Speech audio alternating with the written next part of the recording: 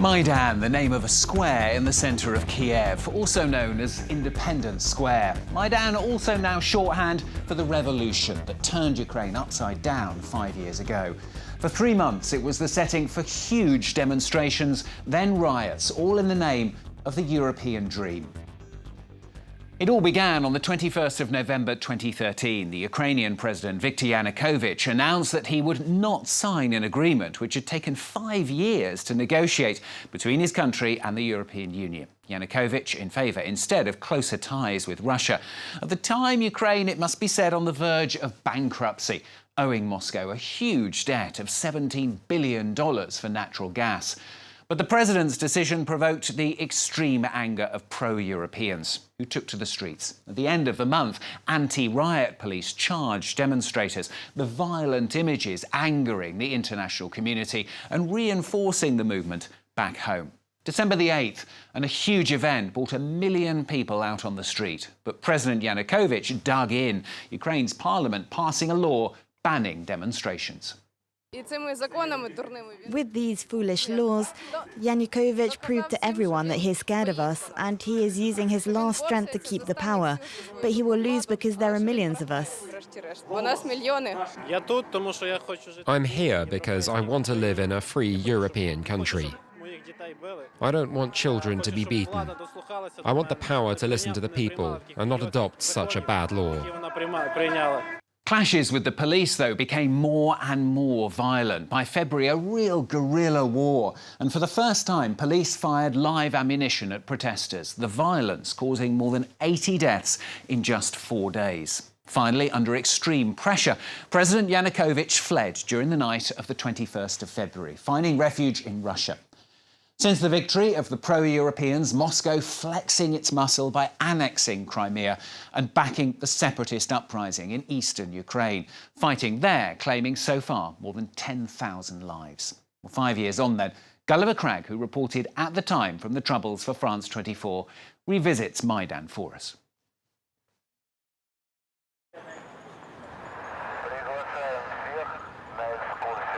Kiev's central square has more or less returned to how it was before the upheavals of 5 years ago.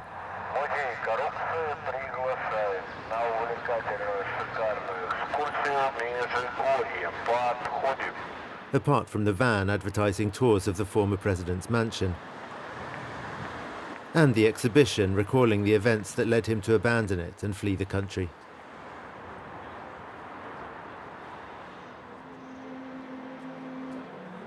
And then there are the memorials to the protesters who were killed.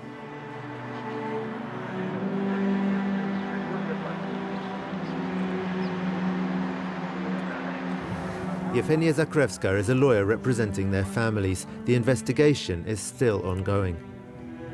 Zakrevska favors taking down some of the monuments in order to stage a full reconstruction of what happened. Here's where Oust died. Over there, not far away, Yevhen Kotyar died. In order to prove who shot them, we need to recreate the events in such a precise way that no one can have any doubts.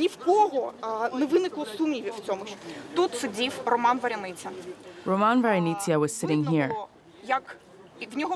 Video shows how he was hit by 2 bullets. This is the trace of 1 bullet, and this is the second one. Roman Varenitsia was 35 and from Novoyavorivsk in western Ukraine.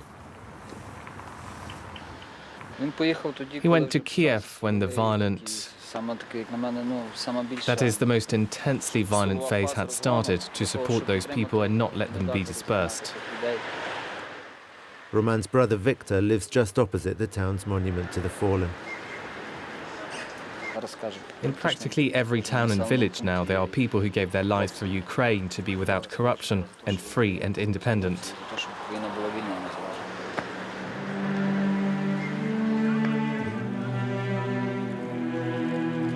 In a nearby village, Viktor's parents' home contains its own small memorial to Roman and all those who died on Maidan.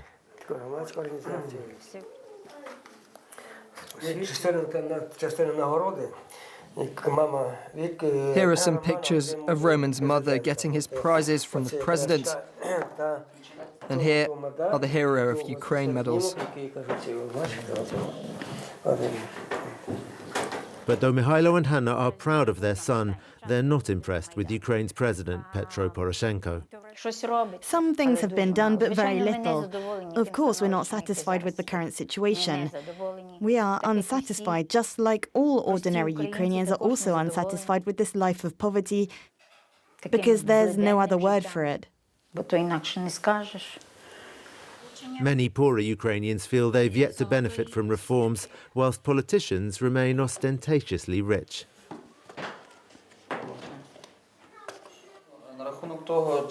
In terms of what can be done to honor the memory of those who died on Maidan, the best way to show them respect would be to finally end all these corrupt practices.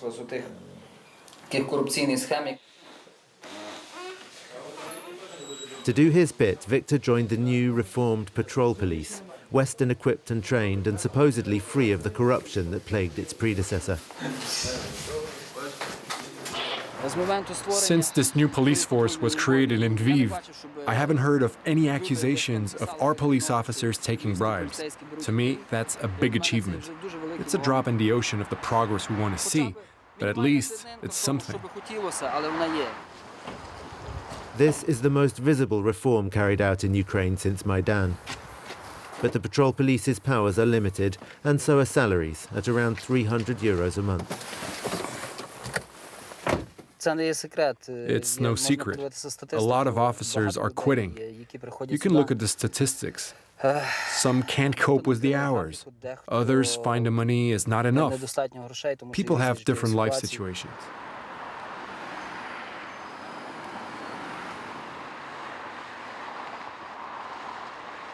Instability and war hit Ukraine's economy hard. GDP shrank by more than 15% and the currency lost 2/3 of its value. Artyom Lemar recently moved to Western Ukraine for work. Back in 2014, he was among the riot police that faced down protesters on Maidan. One of a rare few who agreed to share their views with reporters at the time. This is going to go down in history, but that's all it will be, history. Artyom is no longer in the force, but his opinion hasn't changed. I think it would definitely have been better if Maidan hadn't happened. Well, they got the EU association agreement, but did life get better? No, it just got harder. Both from eastern Ukraine, Artyom and his wife say they're happy here in Ivano-Frankivsk, in the staunchly pro-European West. Yet they still have their reservations about the country's geopolitics. The majority wanted Europe, and they still do, evidently. And you? I'm not so sure. The EU's conditions, which the previous president refused to accept, are now being met, and one of them is raising utilities prices in Ukraine up to the level of European prices. But no one's bringing Ukrainian salaries in line with European ones.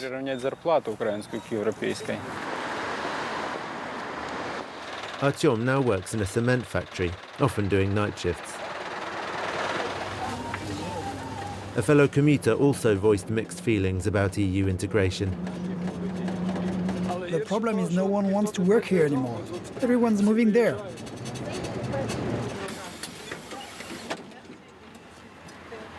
Low wages are driving emigration, but Artyom's quite happy with his job. The company's territory extends even further over there, beyond the railway. It's a huge factory growing, so right now it's a nice place to work. Recently, President Poroshenko described this factory as a shining example of the success of Ukraine's European orientation. But when we asked the company about its exports to the EU, they categorically refused to tell us anything. As Artyom was saying, Ukraine's Western creditors have insisted it raise heating prices. The aim is to stop corrupt officials from profiting from gas subsidies, but it's still a very unpopular move. All the more so in Novoyavorivsk, where for most of this autumn residents had no central heating at all or hot water. We take our biggest pans and we put them on the stove to fill up the bath with hot water. Thank God it's still quite warm outside. Otherwise, kids will start to freeze in their homes and get ill. An alarming situation, but it is the result of real action being taken against corruption. The assets of the local energy company have been seized because its owners were stealing gas.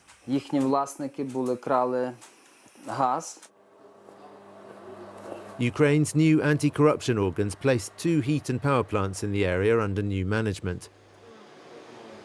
But there was a problem.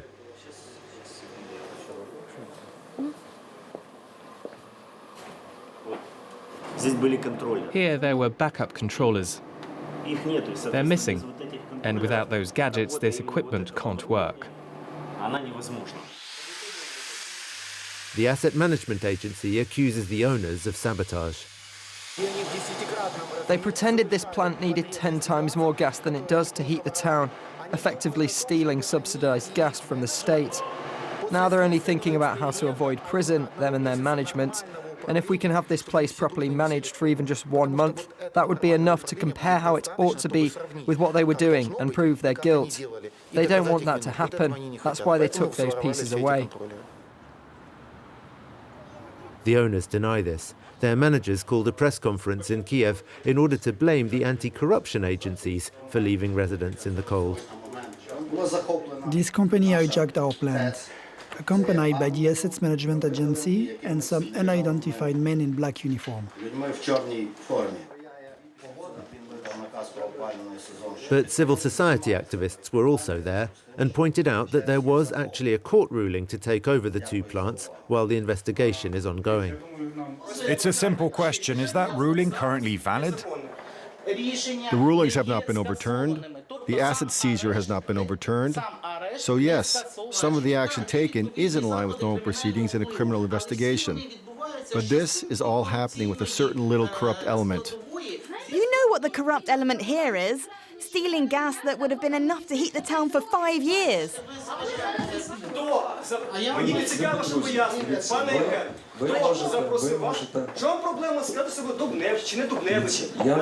After a raucous meeting, the activists felt they'd scored some points. The key thing is that they admitted who the owners are, who appointed those managers. They tried very hard to avoid naming them, but in the end they did. It's the Dubnevich brothers who are MPs for President Poroshenko's party. This was the classic Ukrainian corruption scheme. They'd buy gas at a subsidized price, and then, instead of using it for heating, they'd sell it at market rates. We first met Vitaly Shabunin in 2014 on Maidan. He was hiding from President Yanukovych's thugs after exposing his corruption. 5 years on, he's fighting graft among the post-Maidan elite, who appear to be fighting back. In July, associates of the Interior Minister attacked Vitaly with green dye. He suffered chemical burns, and this is just one of 55 violent attacks on activists in the past 2 years, 3 of them fatal.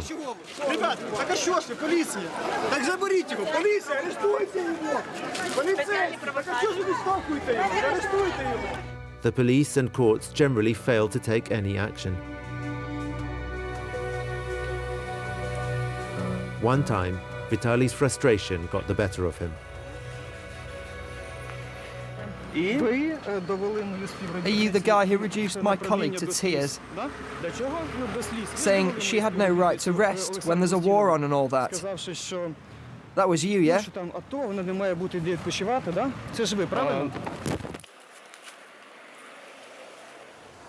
And then the justice system suddenly sprang to life. Vitaly faces up to 5 years in prison for assaulting Vsevolod Filimonenko, who describes himself as a blogger and journalist, but is mostly known for harassing civil society activists. What's strange is how he always seems to know where to find them. He appears to have information that only the security services could provide. That's why we're convinced he's a paid provocateur, and that without the assent of the general prosecutor, the head of the secret services, and I think even the president, we would not be subjected to this ridiculous circus.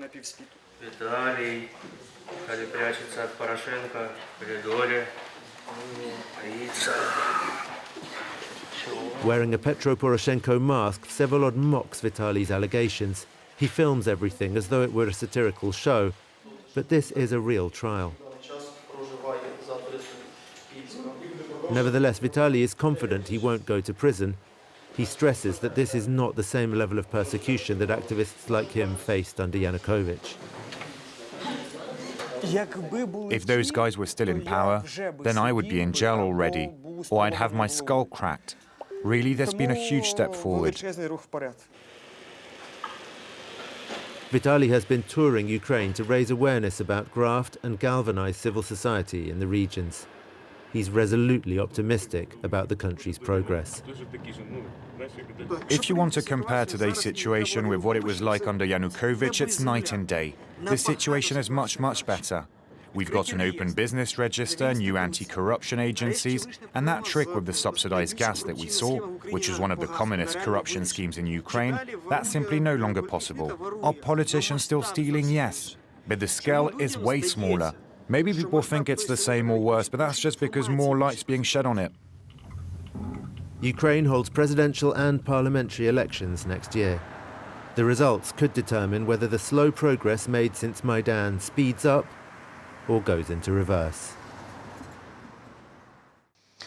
Gulliver Cragg revisiting Maidan for France 24. Well, that's all from this week's edition. Don't forget, of course, you can catch it and all the previous editions as well on our website. That's at france24.com. More news coming up very shortly. Thanks for watching.